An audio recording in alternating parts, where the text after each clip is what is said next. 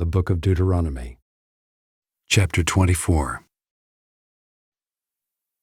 When a man takes a wife and marries her, if then she finds no favor in his eyes because he has found some indecency in her, and he writes her a certificate of divorce, and puts it in her hand, and sends her out of his house, and she departs out of his house.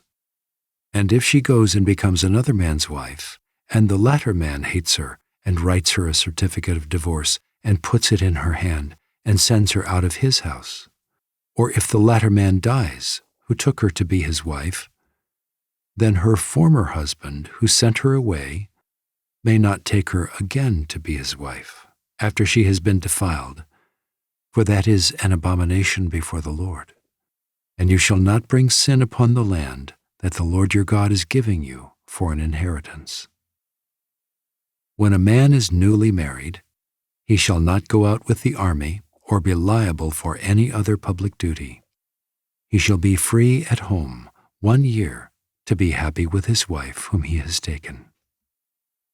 No one shall take a mill or an upper millstone in pledge, for that would be taking a life in pledge. If a man is found stealing one of his brothers of the people of Israel, and if he treats him as a slave or sells him, then that thief shall die. So you shall purge the evil from your midst.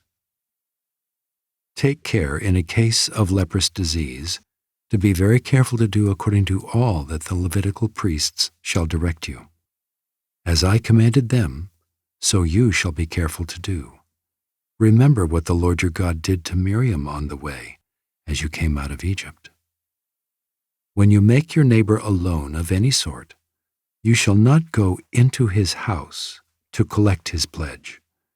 You shall stand outside, and the man to whom you make the loan shall bring the pledge out to you. And if he is a poor man, you shall not sleep in his pledge. You shall restore to him the pledge as the sun sets, that he may sleep in his cloak and bless you. And it shall be righteousness for you before the Lord your God. You shall not oppress a hired worker who is poor and needy, whether he is one of your brothers or one of the sojourners who are in your land within your towns. You shall give him his wages on the same day, before the sun sets, for he is poor and counts on it, lest he cry against you to the Lord, and you be guilty of sin. Fathers shall not be put to death because of their children, nor shall children be put to death because of their fathers.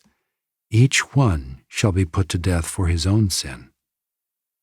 You shall not pervert the justice due to the sojourner or to the fatherless, or take a widow's garment in pledge. But you shall remember that you were a slave in Egypt, and the Lord your God redeemed you from there. Therefore I command you to do this. When you reap your harvest in your field and forget a sheaf in the field, you shall not go back to get it.